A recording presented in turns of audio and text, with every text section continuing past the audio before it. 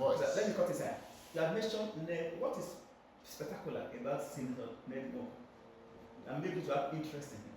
Ned is it's not like every other politician, because you can imagine Ned is pragmatic. We need a visionary leader. You know, you do things that will outlive you. You don't do things for your immediate gains. And when you have the people at heart, you have to think about that. You can imagine the drive. I wasn't close to him. Even up to now, we don't have it. The moves he's making is quite threatening to people who don't want development in our area. They don't want us to have a voice because their interest is preoccupied. So, but now he will say, this is what I want. Like the issue of Anioma State.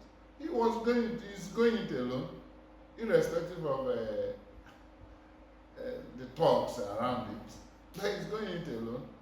And when if you are someone that is in a system you can understand, you know, there's what we call body language of a government. You have to, or if you can understand system. Going to school is not that you just go there to acquire a certificate. You need to be schooled. So when you watch this, you know that Anioma is a reality, Anioma State. And somebody is moving, some people are somewhere saying it's not going to be possible. Why not try it? And it's not possible. Based on that, he became a bad man. But me, I've seen him like a visionary leader. Somebody who is pragmatic. To me, it's a genius, an enigma. You understand? Because one, you don't come to him with lies. He has a understanding about what life, living is. You understand? There's a word, life and living. He understands it very well. So when you discuss with him, you equally know that it doesn't depend on government. So if you like, carry the whole government money and eat, it's nothing. But let's do something for the people. And that is why. Okay, like this one this one that he's in Senate now, he was able to read the map very well and discover that some people just wanted him to just go there and sign in as a senator. But that wasn't why he went there. He went there to organize his people, one, bring proper development, and for them to have a voice. This voice, having a voice in government, both at federal and state, it means a lot. So I think it should be, it's an encouragement. That is an encouragement to. Okay, sir, now, for the way I've seen Senator Ned Nwoko, I've worked with him and I'm still with him. Now, it's like he's more interested in long-term projects. But somehow, the way I see the people, some of them are looking for immediate satisfaction. Like what you said, give us sewing machine, give us money, just spray money on us, and then they start singing praise. But this senator is interested in long. Let's look at roads. This as Oko road through to this. That is what I'm telling you. That we should be doing things that will overstay our lifetime. You understand? Yes, you need something that is remarkable. Don't give us all these things. Do you know this Oko to Patani? That is over 28 billion naira. You understand? He's succeeded in putting the budget. Yes, he said that. You understand? Yes, he's doing that without making noise.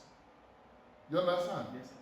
You can imagine the economy that will grow from that road. He was talking about this IPP project. Okay.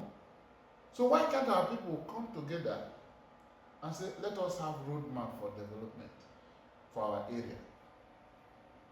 Both the House of Assembly members, the Senator and House of them will meet and say, let's have map so that what they are doing at the state, they will not repeat it at federal. You see massive development. But we've never had it so nice having a voice in government. You, who is the voice in this our government, in the state? Who can you point at that? How many of them have you seen that resigned appointment due to the fact that they were not carried along? Nobody has done that. But I know what goes into the system. Oh yes, member. No. Go to House of Assembly. Some of them can't even move a motion, much less saying, give my people this. So, in this dispensation with people like Ned, we're going to sit down in this our senatorial district and make sure that people that will go to House of Assembly will be the right persons. People that will go to represent us anywhere, even in government, we'll sit down with government, we'll give government the governor who we want, not who he wants. That is how to be organized. I remember when we started this thing, we had a meeting with Ibori, myself, late Ben Obu, and late Chris Okole. We sat down with Ibori and said, look, let us share the ministries. We share the ministries. And the moment we finish, people within us went and told the body that we didn't do those things with the people. Is that something that is right? Eh? It's not right now. We have negotiated with him. We had 10 ministries that time. We had negotiated, shared the thing like this, like this. People waiting us. Still when I said, don't implement it because they didn't come with the people. But that was the way we wanted to run this government. But today now, you will take this, any leftover, they give to you, but they will give you the one you will not have power to say something. You'll be interested in, they will not give people who are not hungry. They will give people who are hungry. There's something with this hunger in our place. Poverty is in the head. Like, if you want to treat me that I am too hungry, I will block my tummy so I'm not hungry. But you put people that, first of all, we want to eat what they have never eaten before. They will forget the people. No, it's not going to be as usual. Okay, so now, you have said a lot about Senator Ned Nwoko. Yeah. His good deeds and his being a voice in that not. But some people are still very much against him. Why do you think so? Despite all the good things he's doing, being a voice and the good project he has for the people, but some people are still saying this man is not good. No, I've told you why they are against Ned. I've never touched his 1 naira. You can ask him.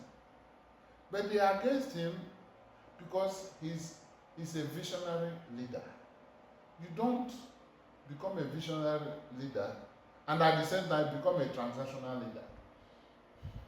You know, this is there's a wide gully between a transactional leader and a visionary leader. And he's not ready for all these things. And he's like trying to awaken the consciousness of the people that they are being cheated. So this man wants to do what we have never done. So when you awaken the consciousness of the people, it's like bringing truth and lie. You know, truth has enemies, but lies have friends. So Ned is like a light. You understand? So anybody that is being in the dark with a hidden agenda will not like Ned. You understand? Because they say when light comes, darkness disappears. So the problem is that these persons that are talking against him, they have been the problems Anioma people has. So the hatred on the part of men is as a result of his bringing light to our nation, Anioma nation. So it's not as if there's anything that he has done.